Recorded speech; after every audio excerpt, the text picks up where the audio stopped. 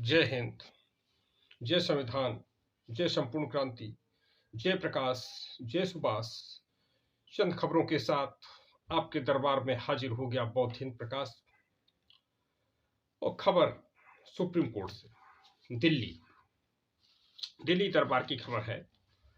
तो supreme court ने कहा कि भ्रष्टाचार कैंसर की तरीके से बढ़ रहा है। कैंसर हो गया भ्रष्टाचार। और ये जस्टिस एस रविंद्र भट्ट और दूसरे जस्टिस दीपांकर दत्ता की संयुक्त पीठ ने एक निर्णय छत्तीसगढ़ हाई कोर्ट से जो आया हुआ था, छत्तीसगढ़ के पूर्व प्रमुख सचिव अमन सिंह और उनकी पत्नी पर आय से अधिक संपत्ति के मामले का केस था। तो उस पर सुनवाई करते हुए उन्होंने उस मामले को रद्द किया और यह टिप्पणी किया। तो दो टिप्पणी बड़ी महत्वपूर्ण है।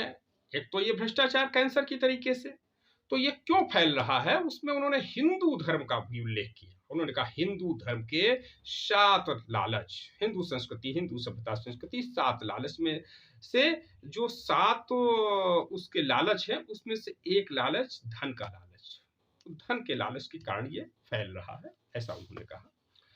और दूसरा उन्होंने टिप्पणी किया भारतीय संविधान की प्रस्तावना के परिप्रेक्ष्य में कि भारतीय संविधान में जिस प्रकार से आय को, संपत्ति को जो गैर बराबरी है, प्रस्तावना में इस बात का उल्लेख है कि गैर बराबरी, आर्थिक गैर बराबरी जो है, उस आर्थिक गैर बराबरी को रोका जाएगा, नियंत्रित किया जाएगा, समाप्त किया जाएगा और समतामूलक भारत बनाया जाएगा जिसमें सबके पास आर्थिक संसाधन हो, आर्थिक व्यवस्थाएं हो।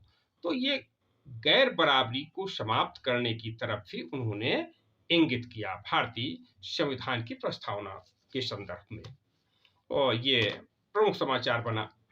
अब पैसे का इतना अधिक जो दुरुपयोग हो रहा है, और दुरुपयोग जो चंद लोगों के पास पैसा पहुंच रहा है, तो अब शासन सत्ता के लोगों का ध्यान उधर नहीं जा रहा है। जो लोग शासन में बैठे हैं, जो लोग प्रशासन में बैठे हैं, ये अच्छी बात है कि न्यायालय का ध्यान उधर गया हुआ है कि जिस प्रकार से खर्चे हो रहे थे 5 स्टार होटलों में, 7 स्टार होटलों में जो लोग रहते हैं, ठहरते हैं, तो उनके पास, और कभी कभार नहीं कि साल 2 साल में एक बार चले गए, जो आए दिन 5 स्टार होटल, 7 स्टार होटलों में ही पड़े रहते हैं, उनके पास पैसा कहाँ से आ रहा है? उनकी कितना बिल हो जाता है लाखों रुपए में।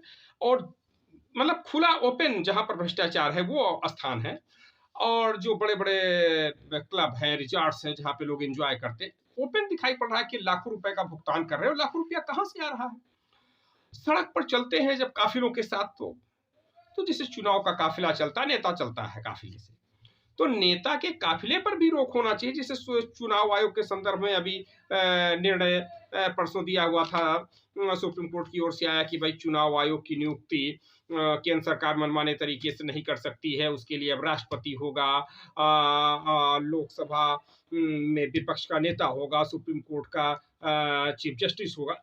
एक कमेटी बना दी गई है कि जब तक कोई नया संसद का कानून नहीं बनता है मुख्य चुनाव आयुक्त के लिए और चुनाव आयुक्त के लिए, तब तक ये कमेटी काम करेगी।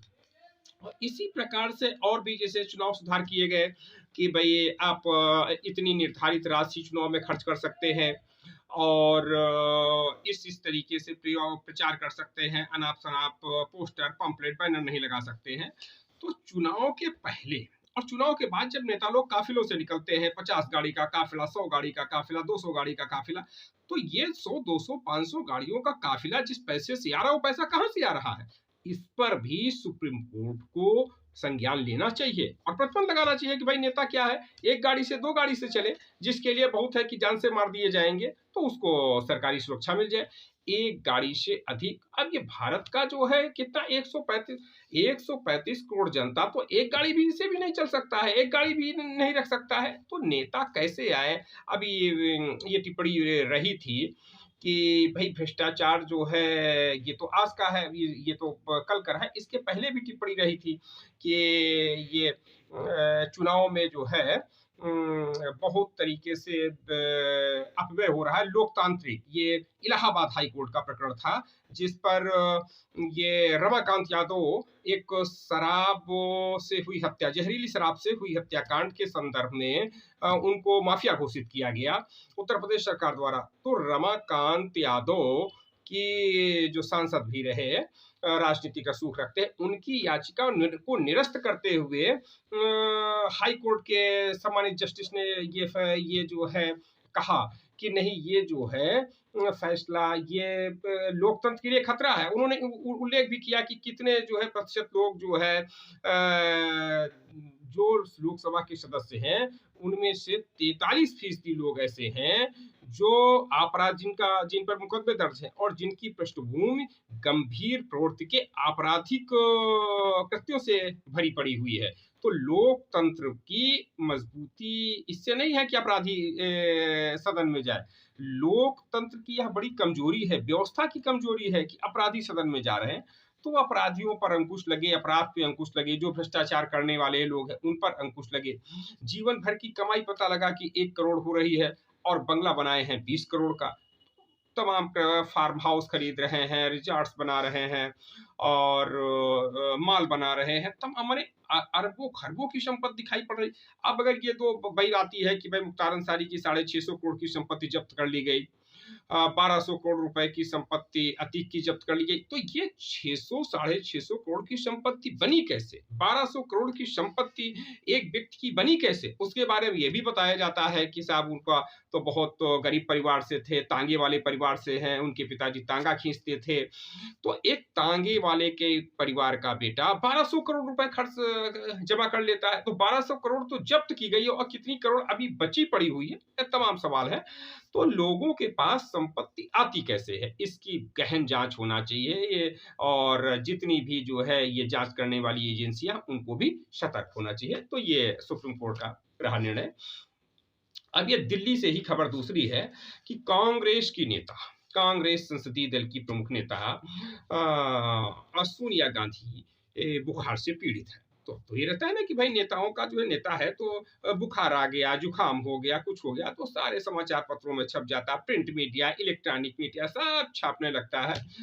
एक बार कल्याण सिंह जी मुख्यमंत्री बने 91 में, तो 91 के बाद कल्याण सिंह के पोतों को जो है सर्दी बुखार जुकाम हो गया, तो पूर्ण लखनऊ के समाचार पत्र रंग गए थे, पूरा उसी से छपे हुए थे, पोते को ये, इस एक बेटे को ये बीमारी, एक बेटे को ये बीमारी। तो ये होता है कि नेता जो बड़का नेता है छींक मारे, कुछ कर दे तो उसकी खबर छप जाती है। तो बहरहाल सोनिया गांधी को वायरल फीवर हो गया, तो उनको गंगाराम हॉस्पिटल में एडमिट कराया गया, तमाम समाचार पत्रों में छपा हुआ है। दिल्ली से एक और खबर, ये पीयूष गोयल जो भारत सरकार के मंत्री हैं उपभोक्ता मामलों के, तो खाद्य एवं उपभोक्ता मामलों के मंत्री हैं, तो उन्होंने एक भारतीय मानक ब्यूरो की एक संगोष्ठी थी, तो उसमें उन्होंने घोषणा किया कि अब 1 अप्रैल से जो सोने के आभूषण बिकेंगे वो HUID, ये जो है 6 अंकों का एक कोड होता है, तो वो विशिष्ट पहचान होगा, वो विशिष्ट पहचानधारी स्वर्ण आभूषण ही 1 अप्रैल से बिक सकेंगे HUID के तहत, तो उस पर रहेगा। ये रहा प्रमुख। अब कुछ खबरें जान लेते हैं लखनऊ की। पटना से तो विशेष खबर वही मीना सिंह की चल रही है कि मीना सिंह ने जनता दल यूनाइटेड को छोड़ दिया है। अब किसके साथ जाती हैं, खबरें ये है कि भाई वहां पर एक बड़ी लामबंदी जो जनता दल आई की नेता माननीय श्रीमती चौधरी किरण सिन्हा जी कर रहे हैं, उस प्रकार से किरण सिन्हा जी के साथ क्या मीना सिंह का तालमेल बन पाता है, और लोकसभा चुनाव लड़ने के लिए फिर मीना सिंह लड़ती हैं या उनके परिवार से कोई दूसरा लड़ता है। वो हालांकि 2 बार सांसद भी रह चुकी हैं। उनके पति अजीत सिंह कद्दावर नेता थे, उनके ससुर कांग्रेस के कद्दावर नेता थे तपेश्वर सिंह, और सहकारिता जगत के जो है बादशाह कहे जाते थे बिहार से।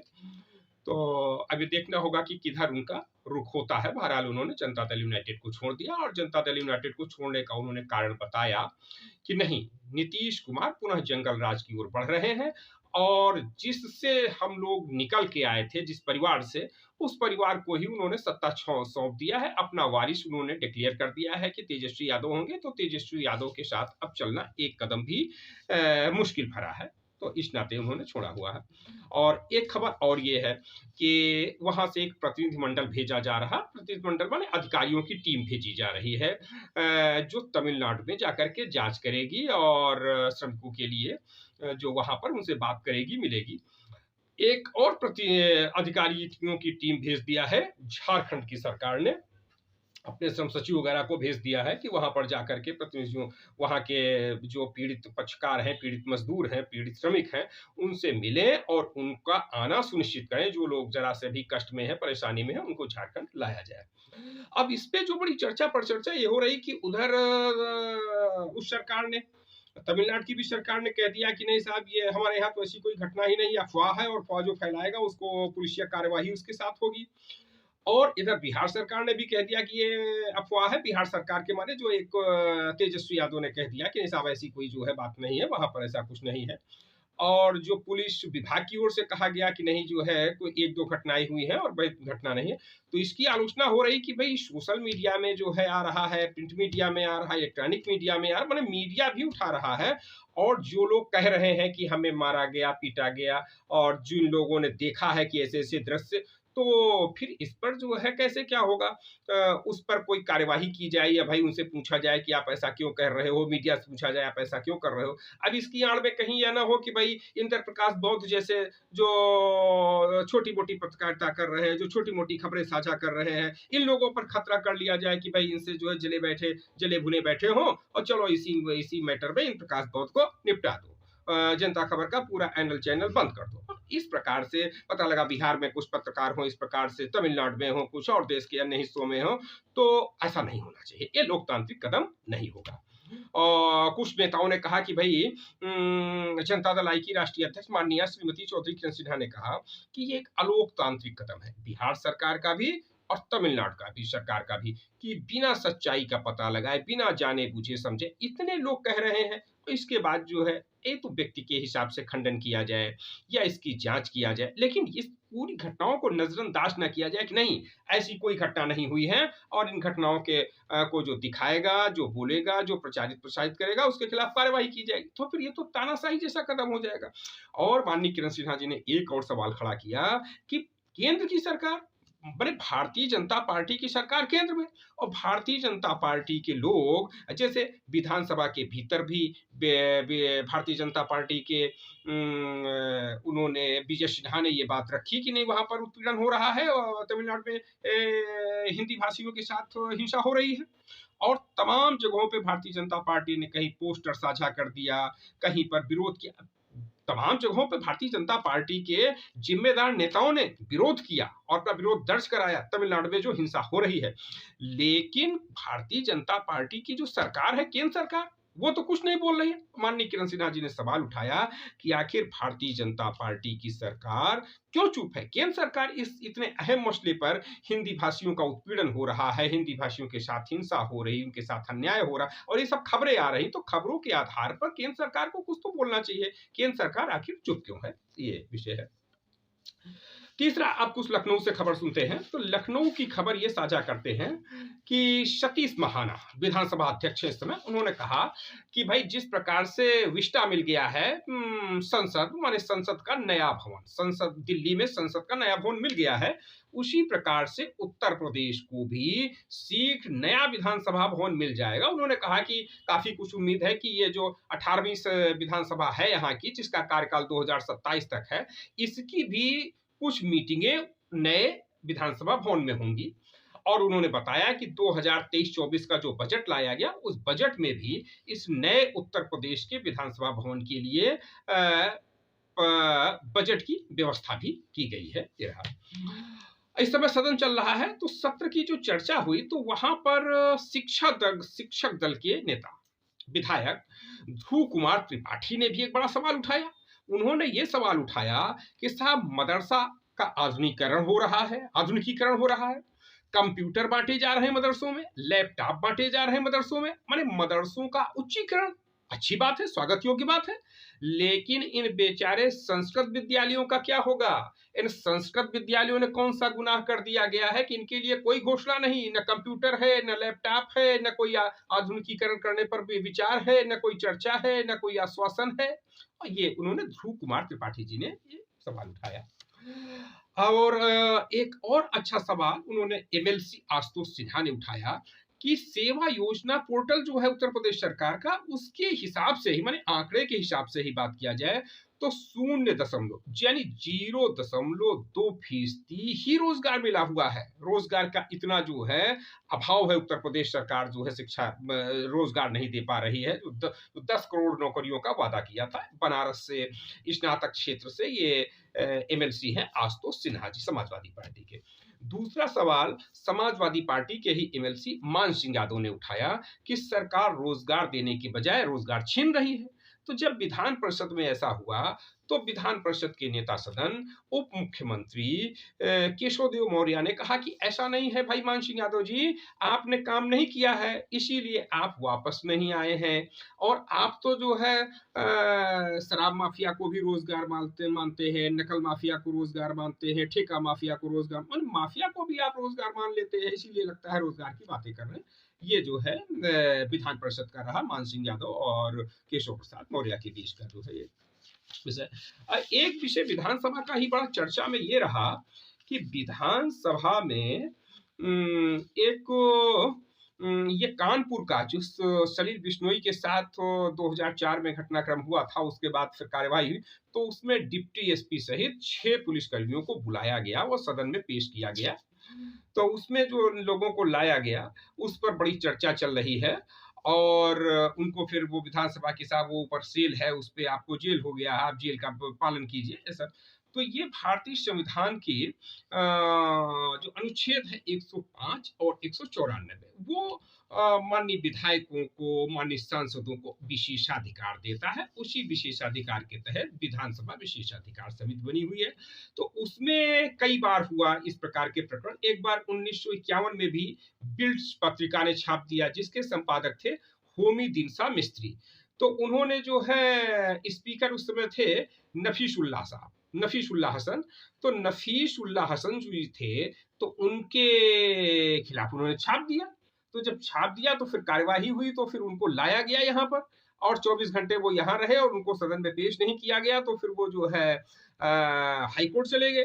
फिर हाई कोर्ट में उन्होंने जो है याचिका दायर कर दिया, फिर याचिका उनकी निरस्त कर दी गई, फिर वो अपील में चले गए, फिर वो मामला सुप्रीम कोर्ट तक गया और फिर जाकर के उनको ये छापना पड़ा कि ये जो है आगे चल कर के 58 में उन्होंने छापा कि ये थोड़ा गलती हो गई थी, तो उसको गलती सुधार के लिए उनको फिर प्रकाशित करना पड़ा। ये रहा।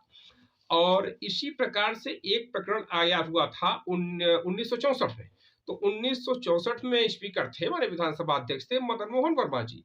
तो उनके समय में केशव सिंह गोरखपुर के थे और एक कांग्रेस के विधायक थे। तो कांग्रेस के विधायक थे नरसिंह पांडे जी। तो नरसिंह पांडे के खिलाफ उन्होंने पोस्टर चस्पा कर दिया। कहां? विधानसभा के गलियारे में। विधानसभा के गलियारे में पोस्टर उनके भ्रष्टाचार को लेकर, भ्रष्टाचार का उल्लेख करते हुए चस्पा कर दिया गया। तो उनके खिलाफ भी ये विधानसभा की विशेषाधिकार समिति ने कार्यवाही किया और उनको लाया गया। तो वो लाया गया गोरखपुर से और सिक्योरिटी गई, मार्शल गए, उनको सब पकड़ कर लाए। तो चारबाग रेलवे स्टेशन पे जब लाया गया ट्रेन से, तो जब बाहर निकले तो ट्रेन रेलवे स्टेशन पर लेट गए। फिर उनको पकड़ करके लाद करके लाया गया। जैसे हम लोग देखते हैं ना कि वो बैताल 25 में बैताल को लाद करके ले जाता है और फिर उसके बाद फिर वो बैताल वहीं आ जाता है। तो उस प्रकार से लेके गए। तो सदन में जब लेके गए, फिर उनके खिलाफ जो हुआ कि भाई 7 दिन का जेल हो गया, अब आप चलिए जेल जाइए 7 दिन। तो वो फिर सदन में लेट गए। तो फिर उनको जो है उठाया गया, उठा करके ले गए। फिर जब वो जेल चले गए तो सोशलिस्ट पार्टी के वो थे, तो सोशलिस्ट पार्टी वाले लोग हाई कोर्ट चले गए। तो हाई कोर्ट की जो खंडपीठ थी, तो उसके जस्टिस नसीरुल्लाह बेग और जीडी सेगन तो नसीरुल्लाह बेग और जीडी सहगल ने जमानत दे दिया। जब जमानत दे दिया तो उनकी जमानत के खिलाफ फिर ये विधानसभा विशेषाधिकार समिति इतना चिढ़ गई कि उनके खिलाफ भी उसने जो है कार्यवाही कर दिया और उनको सदन में हाजिर कर लिया। जब हाजिर कर लिया और उनको भी सजा कर दिया, तो जब सजा कर दिया तो फिर जो हाई कोर्ट के जस्टिस माने नसीरुल्लाह बेग जी और जीडी सहगल, इनको भी हाई कोर्ट जाना पड़ा, हाई कोर्ट का सहारा लेना पड़ा। किस लिए? अपनी बेल के लिए। तो फिर 28 जजों की पीठ बैठी और उसने फिर बेल दे दिया। जब 28 जजों की इस पीठ ने बेल दे दिया तो फिर विशेषाधिकार समिति फिर सुप्रीम कोर्ट चले गए। फिर सुप्रीम कोर्ट में मामला सुलझा जा करके और सुप्रीम कोर्ट ने ये केशव सिंह को 7 दिन की सजा बरकरार रखी और उनको फिर जेल जाना पड़ा। तो इस प्रकार से घटना तो कभी कभी जो है बड़ा रोचक किस्सा इसका रहा है उत्तर प्रदेश विधान सभा की विशेषाधिकार समिति का। और ये बहुत दिनों बाद फिर इसका घटनाक्रम 1964 के बाद करीब करीब दोहराया गया। छुट्टू छुट्टू कोई हो गया हो तो हो गया हो, नहीं तो ये जो है बड़ा घटनाक्रम हुआ जिसमें किया गया। तो ये जो है विशेष रहा। अब तो इस प्रकार से जब कब आ जाते हैं तो ठीक है। अब आप सभी को जय हिंद, जय संपूर्ण क्रांति। और देखते रहिए जनता खबर और अपना कमेंट करते रहिए। जनता खबर चूंकि चाहती है कि इस लोगों को जन सरोकार से जुड़ी हुई खबरें, जो थोड़ा जनहित की खबरें हों, जनता से जुड़ी हुई खबरें हों, उन खबरों को जनता के सामने लाया जाए। और जो इस समय समाजवादी विचारधारा को लेकर के अभी एक और प्रकरण आ गया, तो उस पर उत्तर प्रदेश सदन के भीतर ही, विधानसभा के भीतर मुख्यमंत्री योगी आदित्यनाथ जी ने कह दिया कि समाजवाद को लेकर के चर्चा चले। तो उन्होंने कहा समाजवाद नहीं, समाजवाद से कोई भला नहीं हुआ है, देश में कहीं भला नहीं हुआ, विश्व में कहीं भला नहीं हुआ। तो उस बात को लेकर अखिलेश यादव जो विपक्ष के नेता है, समाजवादी पार्टी के विधायक दल के नेता है, विपक्ष के नेता है, वो नाराज हो गए और उन्होंने वॉकआउट कर दिया। उन्होंने कहा कि जो सरकार समाजवाद का सम्मान नहीं कर सकती है, जबकि समाजवाद संवैधानिक शब्द है और संविधान संवैधानिक शब्द है, संविधान को बनाया बाबा साहब डॉक्टर भीमराव अम्बेडकर ने। तो उन्होंने जो संसदीय कार्य मंत्री, तो उन्होंने कहा कि नहीं, ये तो 77 में जोड़ा गया है जब समाजवादियों की सरकार बन गई है। समाजवादी उस समय तो भारतीय जनता पार्टी जो आज की है, वो उस समय जनसंघ था, वो भी उस सरकार में शामिल था, उसका अहम हिस्सा था।